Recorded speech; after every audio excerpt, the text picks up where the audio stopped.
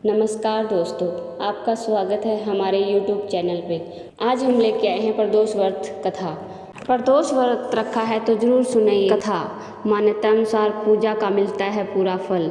हर महीने में शुक्ल पक्ष और कृष्ण पक्ष की त्रयोदशी तिथि को प्रदोष व्रत होता है, जिसमें भगवान भोलेनाथ की आराधना की जाती है। ऐसे में अगर आप प्रदोष व्रत रख रहे हैं तो इस कथा को जरूर सुने। यह व्रत भगवान भोलेनाथ को समर्पित होता है और कहते हैं कि प्रदोष व्रत करने से भगवान शिव अपने भक्तों पर कृपा बरसाते हैं, उनके सारे दुख तकलीफ और कष्टों का निवारण करते हैं। मान्यताओं के अनुसार प्रदोष व्रत की पूजा सूर्यास्त से 45 मिनट पहले और सूर्यास्त के 45 मिनट बाद तक की जाती है, लेकिन कहा जाता है कि प्रदोष का व्रत अगर आप कर रहे हैं तो इसकी कथा सुनना बहुत ही शुभ माना जाता है। मान्यता अनुसार अगर प्रदोष व्रत को आप पूर्ण करना चाहते हैं तो इसकी कथा जरूर सुने, कोई नहीं तो यह व्रत अधूरा माना जाता है। प्रदोष व्रत की कथा। स्कंद पुराण के अनुसार प्राचीन काल में एक विधवा ब्राह्मणी अपने बेटे को लेकर भिक्षा लेने जाती थी और शाम को घर लौट आया करती थी। एक दिन जब वो भिक्षा लेकर वापस लौट रही थी तो नदी के किनारे एक बालक उन्हें दिखाई दिया।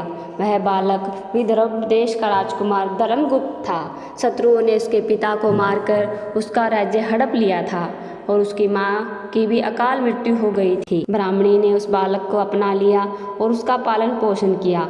कुछ समय के बाद वो ब्राह्मणी अपने दोनों बेटों को लेकर देवयोग से देव मंदिर गई, जहाँ उनकी मुलाकात ऋषि सांडिल्य से हुई। ऋषि सांडिल्य ने उन्हें बताया कि जो बालक उन्हें मिला है वो विदर्भ देश के राजा का पुत्र है। इसके बाद ऋषि सांडिल्य ने ब्राह्मणी को प्रदोष व्रत करने की सलाह दी। फिर घर लौटकर विधवा ब्राह्मणी ने अपने दोनों बेटों के साथ प्रदोष व्रत करना शुरू किया। एक दिन दोनों पुत्र वन में घूम रहे थे, तभी गंधर्व कन्या उन्हें नजर आई। ब्राह्मण बालक तो घर लौट आया, लेकिन राजकुमार धर्मगुप्त असुमति नाम की गंधर्व कन्या से बात करने लगे और दोनों एक दूसरे पर मोहित हो गए। इसके बाद गंधर्व राजा ने अपनी बेटी का विवाह राजकुमार धर्मगुप्त से करवाया। फिर धर्मगुप्त ने गंधर्व सेना की मदद से विदर्भ देश पर आधिपत्य हासिल किया। कहा जाता है कि यह सब ब्राह्मणी और राजकुमार धर्मगुप्त के प्रदोष व्रत करने का फल था। इसलिए कहते हैं कि प्रदोष व्रत के दिन भगवान शिव की पूजा के बाद अगर इस कथा को पढ़ा या सुना जाए तो 100 जन्मों के पाप और दरिद्रता भी दूर हो जाते हैं। इस तरह करें प्रदोष व्रत की पूजा। अब बता दें कि प्रदोष व्रत पर पूजा करने के लिए आपको क्या करना चाहिए। प्रदोष व्रत करने की पूजा विधि। प्रदोष व्रत पर पूजा करने के लिए आपको क्या करना चाहिए। इस दिन सुबह जल्दी उठकर स्नान आदि करके दिन में विधि विधान से भगवान शिव की पूजा अर्चना करनी चाहिए।